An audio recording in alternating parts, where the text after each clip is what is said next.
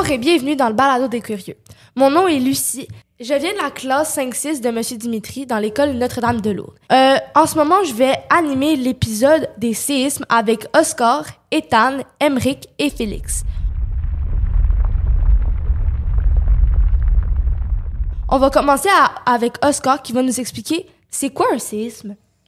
Un séisme, c'est une secousse qui peut être faible ou forte de la surface terrestre, ce qui libère une grande énergie. Le sol va alors se déplacer de quelques mètres ou centimètres. Car la croûte terrestre est divisée en plusieurs plaques tectoniques. Ces plaques bougent de quelques centimètres par année sous l'effet de différents mouvements d'éloignement, collision et frottement. Merci beaucoup, Oscar. Je savais pas que le sol y bougeait avant. Donc, maintenant, ça va être au tour de Ethan qui va nous expliquer la cause. Ce qui cause les séismes, c'est les plaques tectoniques et le fait qu'elles bougent et se cognent entre elles. En gros, ça va emmagasiner de l'énergie et la relâcher sous forme de séisme. Il y a deux autres façons aussi qu'il y ait un séisme. La deuxième, c'est un séisme volcanique. C'est à cause de l'accumulation de magma dans un volcan. Et la troisième, c'est le séisme artificiel qui est causé par l'être humain à cause de certaines activités, comme les essais nucléaires souterrains.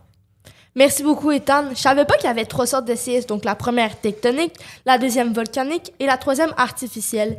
On va continuer avec Emeric qui va nous dire ce qui s'est déjà passé.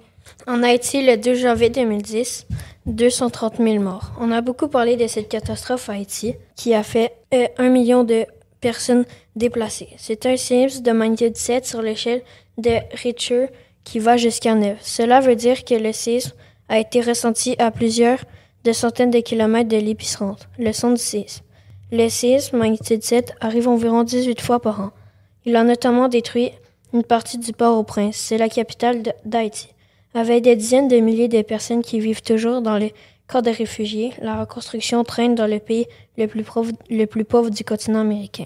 Merci beaucoup, Emeric. Je savais pas qu'en Haïti, le 12 janvier 2010, il y avait un séisme qui était arrivé et que ça avait provoqué plusieurs victimes. Ça va être au tour de Félix qui va nous dire comment se protéger des séismes. Nous vous conseillons de vous cacher sous un meuble lourd comme une table, une armoire, un bureau, tout objet solide ou une encadrure de porte le temps que dure la secousse. Déplacez-vous au centre de la pièce pour éviter les éclats de verre et les débris. Si ce n'est pas possible, couvrez votre cou et votre tête avec vos bras. Restez allongé le temps que dure la secousse et agrippez-vous à l'objet solide sur lequel vous êtes. Si vous êtes dans un couloir, positionnez-vous en position accroupie le long du mur. Si vous êtes à l'extérieur, allez dans un endroit dégagé, loin des immeubles et des poteaux électriques. Si vous en êtes proche, allez dans un endroit sécurisé. Quand la secousse est finie, vous devrez évacuer l'immeuble ou la maison dans laquelle vous êtes au cas où elle s'effondrerait. Merci beaucoup, Félix. Donc, la prochaine fois qu'il y aura un séisme, je vais savoir comment m'en protéger. Merci beaucoup, les gars, pour cet épisode. Je vous souhaite une bonne journée et merci de nous avoir écoutés.